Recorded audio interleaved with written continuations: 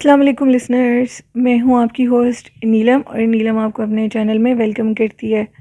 شروع کرتے ہیں آج کی سٹوریز اللہ کا بابرکت نام لے کر، جو انتہائی عالی رتبہ اور بہت جلیل القدر ہے۔ اللہ پاک کی رحمت اور کرم بھرا سایہ ہمیشہ ہم سب پر بنا رہے، آمین۔ اور شروع کرتے ہیں آج کی خوفناک کہانی۔ آج کی یہ سٹوری میرے ساتھ میری ایک سٹوری لسنر مسکان رٹھور نے شیئر کی ہے۔ مسکان کہتی ہیں کہ ہمارے گھر میں کچھ عجیب و غریب واقعات شروع ہو گئے ہیں۔ کچھ عرصے سے عجیب و غریب آوازیں آتی ہیں۔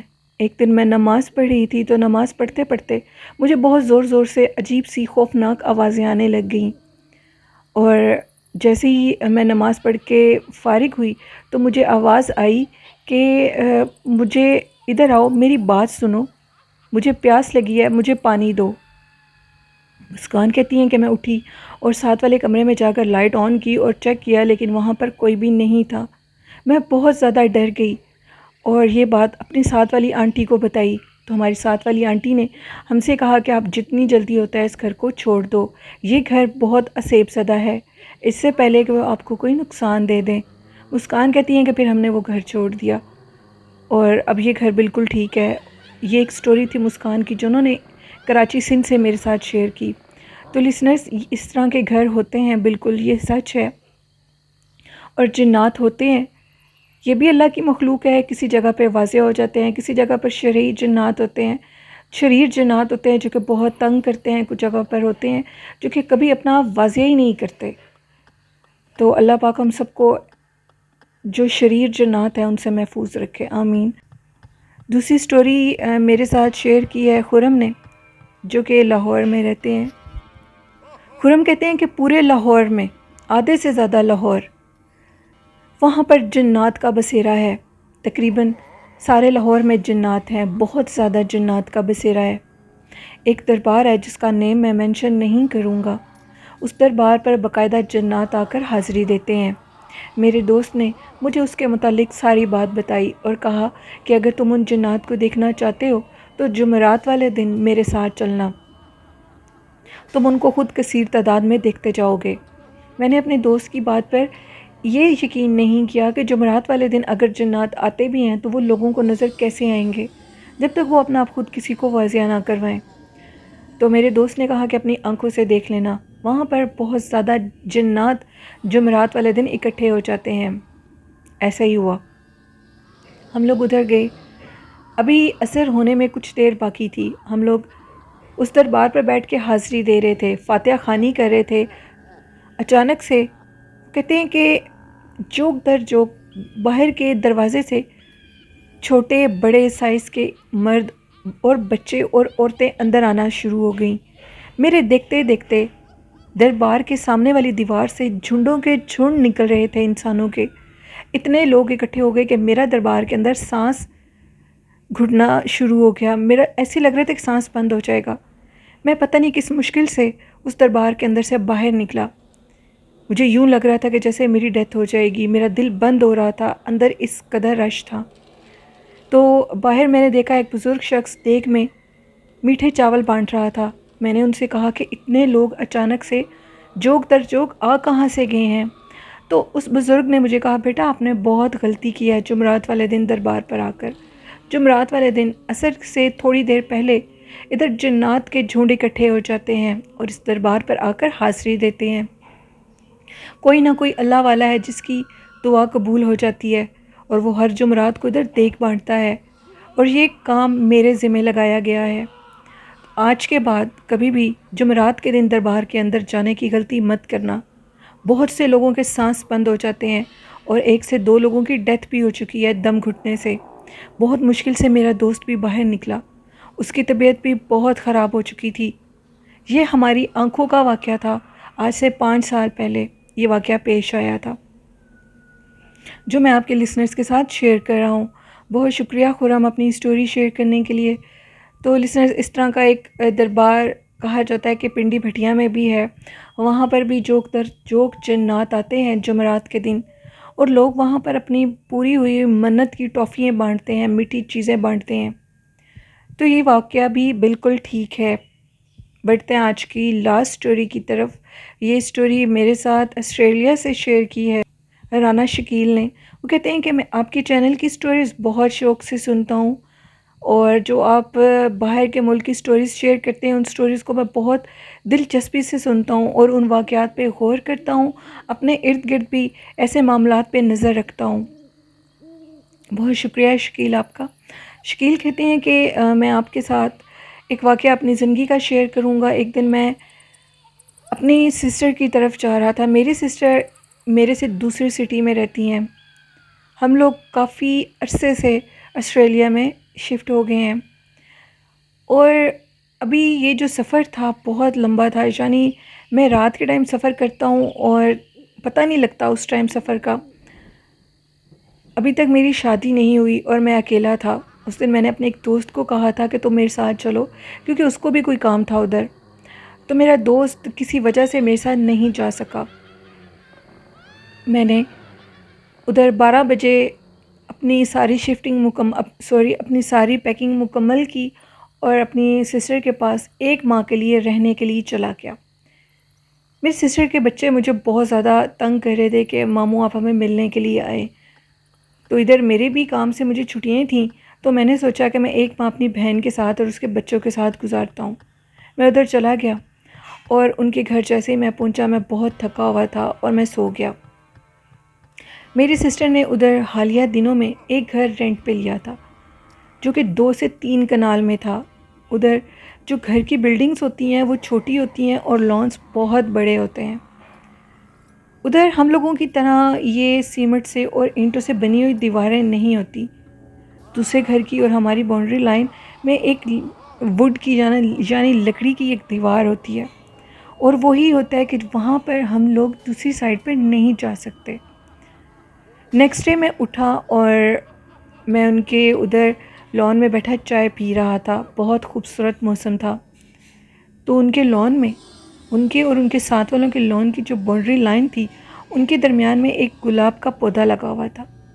اتنا خوبصورت گلاب کا پھول تھا، میں نے اس کو دیکھا اور اس کو جا کر میرا دل کیا کہ میں ایک پھول کو توڑ لوں۔ میں نے ایک گلاب کا پھول توڑ لیا اور توڑنے کے بعد اپنے پاس لے آیا، اس کو پاس رکھا اور اس کی خوشبو بھی آ رہی تھی اور ساتھ چائے پی رہا تھا۔ تو مجھے کوئی کال آئی اور وہ کال سنتے سنتے میں باہر نکل گیا۔ اب میں جیسے ہی گھر واپس آیا، یعنی اندر لان میں آیا، تو میں دیکھتا ہوں کہ جو ایک گلاب کا پھول توڑا تھا وہ وہاں سے غائب ہے، کیونکہ مجھے گلاب کا پھول اچھا لگا تھا اور میں اسے اپنے ساتھ روم میں لے جانا چاہتا تھا، اور میرا دل تھا کہ میں پانی کے ایک گلاس میں اس گلاب کے پھول کو اپنے روم کے اندر رکھ دوں، اس کی خوشبو آتی رہے گی۔ میں اندر گیا تو میرے روم میں جانے سے پہلے ہی مجھے اس گلاب کو لے جانے سے پہلے وہ گلاب میرے بیڈ کے اوپر پڑا ہوا تھا۔ شکیل کہتے ہیں میں بہت زیادہ حیران ہوا، کیونکہ کوئی بچہ بھی ادھر نہیں تھا جس نے مجھے وہ گلاب کا پھول توڑتے ہوئے دیکھا ہو، اور نہ میری سسٹر تھی کیونکہ بچے اسکول گئے ہوئے تھے۔ اس گلاب کے پھول کو خیر میں نے دیکھا، اپنے دماغ پہ زیادہ زور دیے بنا میں نے پانی کا ایک گلاس لیا اور اس میں اس گلاب کے پھول کو رکھ دیا۔ سارے گھر کے جو معاملات ہوتے ہیں، کھانا کھایا، باہر گھومنے پھرنے کے لیے ہم لوگ گئے، اور جب میں اپنے روم میں واپس آیا تو میرے روم میں بہت زیادہ اس گلاب کے پھول کی خوشبو تھی جو کہ مجھے بہت اچھی لگ رہی تھی۔ میں نے گھر کال کی اپنی امی کو پاکستان میں، ان سے بات کی۔ میری روٹین ہے کہ میں سونے سے پہلے امی ابو سے ضرور بات کرتا ہوں۔ سسٹر کی بات کروائی، بچوں نے بات کی، بہت دیر بات کرتے رہے، اور اس کے بعد میں سونے کے لیے اپنے روم میں آ گیا۔ جیسے میں اپنے روم میں آیا تو مجھے محسوس ہوا کہ جیسے میرے سے علاوہ بھی ادھر کوئی ہے، میرے سے علاوہ بھی ادھر کوئی رہتا ہے، یعنی کسی کی موجودگی کا احساس مجھے بیڈ کے اوپر ہوا۔ مجھے لگا جیسے بیڈ پہ کسی نے سائڈ لی ہے، کیونکہ میٹرس اوپر نیچے ہونے لگا۔ اب میں سامنے والے صوفے پہ بیٹھ گیا اور مسلسل بیڈ پہ جو موومنٹ ہو رہی تھی اس کو نوٹس کرنے لگا۔ بیڈ پر ایک دفعہ ہی موومنٹ ہوئی جو کہ کسی نے ایک سائڈ سے دوسری سائڈ لی ہو۔ اب میں یہ سارا کچھ دیکھ رہا تھا، اور دیکھتے دیکھتے میں صوفے سے اٹھا اور روم سے باہر جانے لگا تو مجھے پیچھے سے ایک عورت کی آواز آئی، رکو۔ میں پیچھے سے پلٹا تو نہایت خوبصورت ایک لڑکی بیڈ پر بیٹھی ہوئی تھی اور مسکرا رہی تھی۔ اس لڑکی کو دیکھ کر میں حیران رہ گیا، آخر یہ لڑکی آئی کہاں سے؟ یہ لڑکی کون ہے؟ تو کہنے لگی، رکو، جو گلاب کا پھول توڑ کر لائے تھے وہ گلاب کا پھول میری ملکیت میں تھا، یعنی اس پر میں رہتی ہوں، اس پر میرا بسیرا ہے۔ اب مجھے چھوڑ کر مت جاؤ، میں تمہارے ساتھ ہمیشہ رہوں گی۔ شکیل کہتے ہیں مجھے کچھ ہوش نہیں رہی، میں پاگلوں کی طرح باہر بھاگا اور اپنی بہن کا دروازہ نوک کرنے لگا۔ میری بہن نے دروازہ کھولا تو میں حواس باختہ ہو چکا تھا اور نیچے گر گیا اس کے پیروں میں۔ بچوں نے، اس کے ہسبینڈ نے مجھے پتہ نہیں کس طریقے سے اٹھایا، میں کافی میرا ویٹ ہے، انہوں نے مجھے اٹھا کر بیڈ پہ لٹایا۔ مجھے ہوش آئی تو میرے منہ سے نکل رہا تھا کہ مجھے کچھ مت کہنا، میں نے جان کر یہ گلاب کا پھول نہیں توڑا۔ تو میری بہن اور اس کے بچے حیران رہ گئے، انہوں نے کہا بھائی تمہیں کیا ہوا ہے؟ میں نے ان کو یہ ساری بات بتائی۔ جیسے ہی وہ لوگ کمرے میں گئے تو کمرے میں انتہا سے زیادہ گلاب کے تازے پھول کی خوشبو تھی اور وہ عورت ادھر نہیں تھی۔ میں نے کہا جتنی جلدی ہوتا ہے مجھے ادھر سے نکلنا ہے۔ اب ادھر ہم لوگوں کے ایک مولوی صاحب بھی ہیں، میری بہن ان سے اپنے بچوں کو قرآن پاک پڑھاتی ہیں، ان کو یہ ساری بات میری بہن نے بتائی۔ تو مولوی صاحب نے کہا کہ جتنی جلدی ہوتا ہے شکیل سے کہو کہ ادھر سے چلا جائے، صرف میرے آنے کا انتظار کرے۔ انہوں نے مجھے ایک تعویذ دے دیا حفاظت کے لیے، میں نے وہ تعویذ اپنے بازو پہ باندھا اور جلدی سے وہاں سے نکل گیا۔ میرے بردر ان لاء نے مجھے کہا کہ میں تمہارے ساتھ جاؤں گا، میں تمہیں اکیلا نہیں بھیج سکتا۔ وہ بھی میرے ساتھ گاڑی میں آ گئے مجھے چھوڑنے کے لیے۔ تو آپ یقین نہیں کریں گے، سارے راستے ہم لوگوں کے ساتھ ایک عجیب و غریب بدصورت چہرہ جو کہ نہ جانور کا تھا نہ انسان کا، وہ جس جگہ پہ میں گاڑی چلا رہا تھا اس سائڈ پہ سارے راستے وہ بھاگتا گیا۔ اس کا سر، پاؤں، ہاتھ کچھ بھی نہیں تھا، صرف وہ ایک سر تھا، ایک لڑکی کا سر تھا۔ وہ شباہت ایک عورت کی تھی لیکن اس کا چہرہ جانوروں کی طرح تھا۔ اس کے سر پہ لمبے لمبے بال تھے اور وہ سارے راستے خوفناک آوازیں ہمارے ساتھ سفر کرتی گئیں اور ہم نے قرآن پاک کی تلاوت مسلسل گاڑی میں لگائی تھی۔ اب یہ بھی نہیں گاڑی چلاؤ، اگر میں گاڑی سے باہر نکلتا تو وہ چیز مجھے نقصان دے سکتی تھی۔ میں نے اپنے دل پہ پتھر رکھ کر اس خوفناک چہرے کے ساتھ ساری رات سفر کیا اور صبح ہم لوگ اپنے گھر تک پہنچ گئے۔ مجھے ان مولوی صاحب نے کہا تھا کہ تم نے پورے 41 دن اپنے گھر میں سورۃ بقرہ کی تلاوت رکھنی ہے اور دروازے بالکل نہیں کھولنے، کوئی شیاطین جنات اندر نہ آ جائے۔ 41 دن میں اپنے گھر کے اندر رہا۔ میرے جو بردر ان لاء تھے وہ میرے ساتھ رہے، انہوں نے میرا بہت ساتھ دیا۔ 41 ڈیز مجھے لگتا تھا کہ جیسے میری چھت پر کوئی بھاگتا ہے، خوفناک آوازیں آتی ہیں، ڈرانی آوازیں جو کہ ساری رات آتی تھیں، اور جو روم تھا میرا اس کی ونڈو کو کچھ ساری رات نوک کرتا تھا۔ ساری رات خوفناک آوازیں میرا تعاقب کرتی تھیں۔ 41 دن سورۃ بقرہ کی تلاوت صبح اور شام لگائی میں نے۔ بالآخر 41 دن کے بعد میرے بردر ان لاء نے ان کو کال کی، مولوی صاحب کو، اور پوچھا کہ اب آپ بتائیں ہمیں نیکسٹ کیا کرنا ہوگا۔ تو انہوں نے کہا کہ ڈھیر سارا بڑا گوشت لے کر دور جا کر کہیں پھینک دو۔ ہم لوگوں نے اسی طرح کیا اور پھینک دیا۔